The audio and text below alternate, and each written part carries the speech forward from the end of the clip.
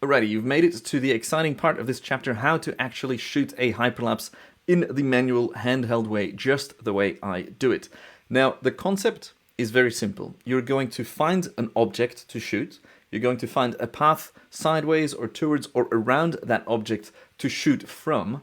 You're going to get in the zone and you're going to start clicking away. Now, the reality is slightly more complicated, but incredibly simple to understand and to perform once you know what you're looking for. So let's break it down in steps. First of all, you want to find a subject to shoot. Find yourself a building with a clear path in front of it where no foot traffic or vehicular traffic will get in your way. Doesn't have to be a building, can be a landscape as well, but buildings are more easy to start with. Then you're going to want to find a path to follow for your hyperlapse. This can be a set of tiles or the sidewalk or a chalk line that you draw yourself. Whatever it is, it should be quite easy to do the exact same distance in between steps.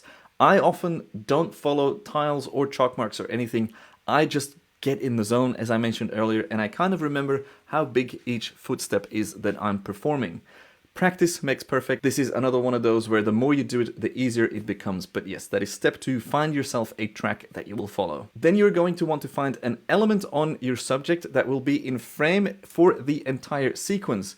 Often I use doors or windows or even rooftop tips. The only important thing here is that this object is in frame for the entire sequence. Then you're going to want to set up your camera just as you would for a basic time-lapse. So everything to manual, white balance, ISO, aperture, shutter speed, etc.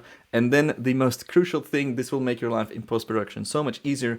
Make sure that you're shooting both RAW and JPEG photos in the exact same resolution. I'll explain why later. If you have lens stabilization or sensor stabilization available on your system, I recommend turning it on because you're shooting handheld. This will make your life just a little bit easier. If you have grid view available on your camera, I recommend turning that on to help you with balancing it or leveling the camera. And of course, if you have an electronic leveling gauge, you can turn that on as well to help you to make sure that all your photos are leveled. Then, before you begin your sequence, we're going to do a test sequence. You're going to look at your path, and instead of shooting a photo every little step, start at the start, click a photo, then take 5 or 10 steps, click the next photo, and keep that element in the exact same position.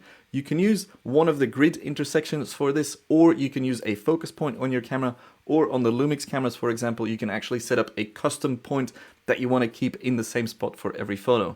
The point of this sequence here, where you take 5 or 10 steps in between, is to get a preview. When you scroll through the sequence from beginning to end, you can tell whether you need to adjust the element, your anchor point on your subject, because maybe it moves out of frame, or maybe when you get closer to the building, it becomes too high or too low. So you're doing a test run before you commit to the full sequence. Then you're going to want to go back to the sequence, go back to the starting point, and get ready to shoot your first hyperlapse. What I often do here is shoot a couple of dark frames by just holding my hand in front of the lens, which will make it easier to recognize the beginning and the start of the sequence later on using the thumbnails in Lightroom Classic. Then take a deep breath, line up your frame with the element on your subject, take your first photo, take a step, and take your second photo.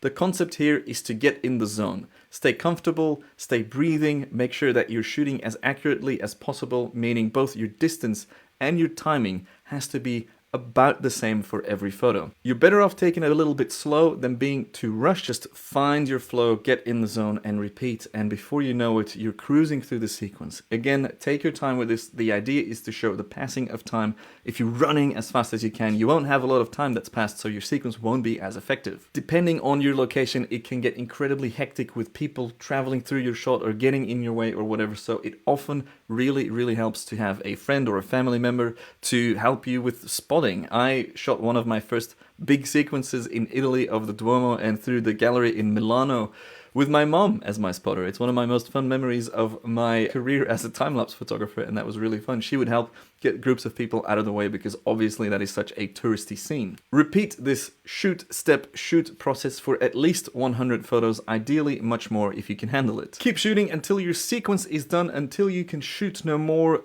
Lower your camera and enjoy blood rushing back in your arms and your shoulders. You're likely to be very cramped up and in quite a bit of pain. I have done this so many times, and it is one of the nicest feelings to literally just drop the camera at the end of a sequence. Wipe the sweat off your face, wipe the sweat off your camera, and have a look at your sequence. Hit the play button, scroll through it, and see what it looks like straight out of camera. The more you do this, the easier it will become to find proper subjects, proper pathways, and proper lines to follow to shoot these kinds of shots. Now, the fun bit begins. We're going to jump into some software to stabilize this sequence and create something really, really cool.